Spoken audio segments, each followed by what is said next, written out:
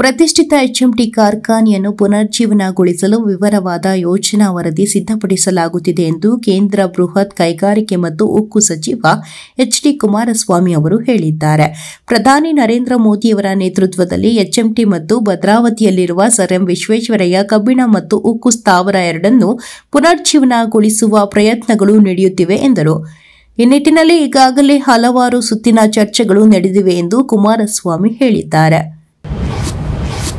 ರಾಜ್ಯ ಸಂಪುಟ ಸಭೆಯಲ್ಲಿ ಆರ್ಎಸ್ಎಸ್ ಚಟುವಟಿಕೆಗಳ ಬಗ್ಗೆ ನಿರ್ಬಂಧದ ತೀರ್ಮಾನಕ್ಕೆ ಕೇಂದ್ರ ಸಚಿವ ಪ್ರಹ್ಲಾದ್ ಜೋಶಿ ಕಿಡಿಕಾರಿದ್ದಾರೆ.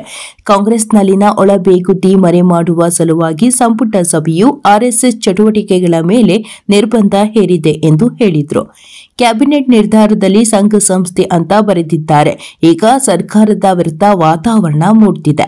ಹಾಗಾಗಿ ಸರ್ಕಾರದ ವೈಫಲ್ಯದ ಬಗ್ಗೆ, ಒಳ ಜಗಳದ ಬಗ್ಗೆ ಜನರ ಗಮನ ಬೇರೆಡೆ ಸೆಳೆಯುವ ಉದ್ದೇಶಕ್ಕಾಗಿ ಹೀಗೆ ಮಾಡ್ತಿದ್ದಾರೆ ಎಂದರು. ಗಾಜಾದಲ್ಲಿ ರಕ್ತಪಾತ ಮುಂದುವರೆದರೆ ಅಮೆರಿಕ ಮಿಲಿಟರಿ ಕ್ರಮ ಕೈಗೊಳ್ಳುವಂತೆ ಒತ್ತಾಯಿಸಲಾಗುವುದು ಎಂದು ಅಮೆರಿಕ ಅಧ್ಯಕ್ಷ ಡೊನಾಲ್ಡ್ ಟ್ರಂಪ್ ಹಾಮಸ್ಗೆ ಎಚ್ಚರಿಕೆ ನೀಡಿದ್ದಾರೆ.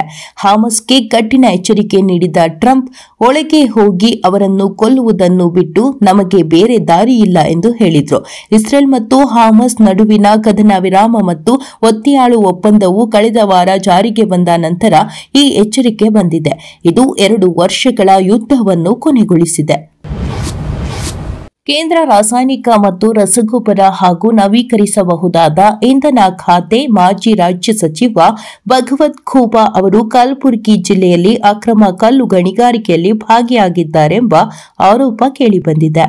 ಬಿಜೆಪಿಯ ಮಾಜಿ ಸಂಸದ ಭಗವತ್ ಖೂಬಾ ಅವರ ವಿರುದ್ಧ ಜಿಲ್ಲಾಡಳಿತವು ಒಟ್ಟು 25.29 ಕೋಟಿ ರೂಪಾಯಿ ದಂಡವನ್ನು ವಸೂಲಿ ಮಾಡಲು ಕ್ರಮಗಳನ್ನು ಪ್ರಾರಂಭಿಸಿದೆ.